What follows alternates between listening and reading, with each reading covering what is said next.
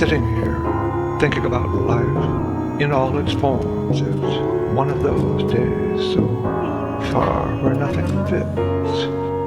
Breakfast at the Holiday Inn Hotel, where I live ordinarily, especially where I live in other places. I look forward to breakfast. 6 cups of tea plain, 3 pieces of toasted bread, margarine and honey, and time to think about myself, the coordination of body and mind that I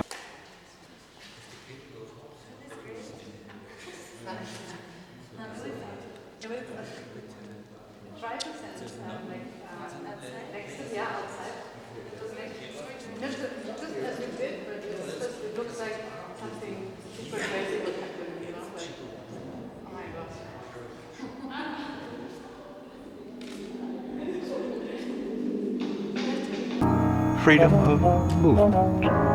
I've been in too many places in my life where it was all at the table and imposed a kind of discipline on me, especially that in the morning I don't like. It's too social, or whatever that word is. Let's call this little song tap dancing in the sand.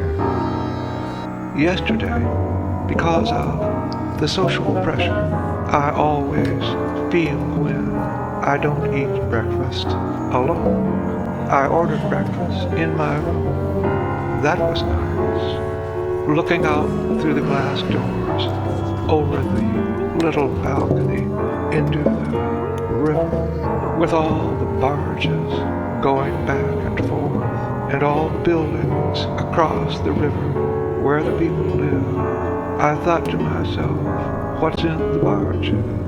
This is the kind of question I think about at breakfast.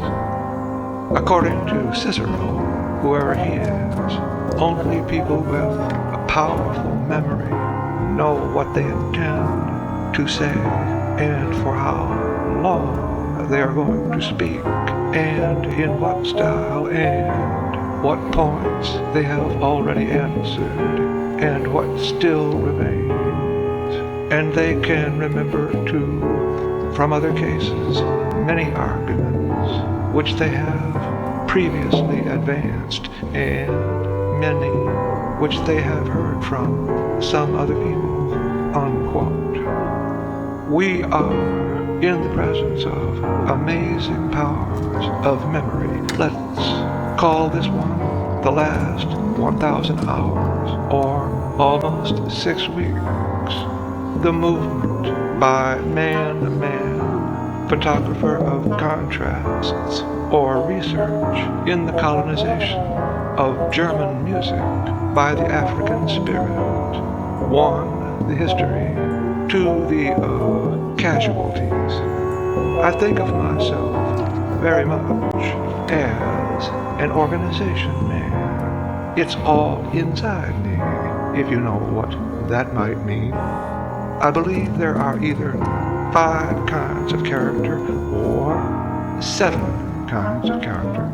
One is the organization man. Another might be called the interpreter. Another might be called the helpful woman. Another might be called the woman of the different voice or different way of speaking, and so on. Each of these characters has its equivalent, I suppose, in the world of unshared knowledge. Now, the question of whether we mold our characters to satisfy that requirement is a question I couldn't possibly answer here. It could be answered, and I could answer it, but not here. It's enough to point out the importance of those equivalencies, assuming that the fact has crossed every person's mind, if only as an answer to why movies, and to remind us that this movie, no less than any other, depends on the notion of the archetype or its believability. We are not interested in skin as such, or hair as such, or bone structure as such. We are not interested in those lessons. We can hardly bring ourselves to look into the mirror in the morning. It is a truth that to reconstruct our image of ourselves individually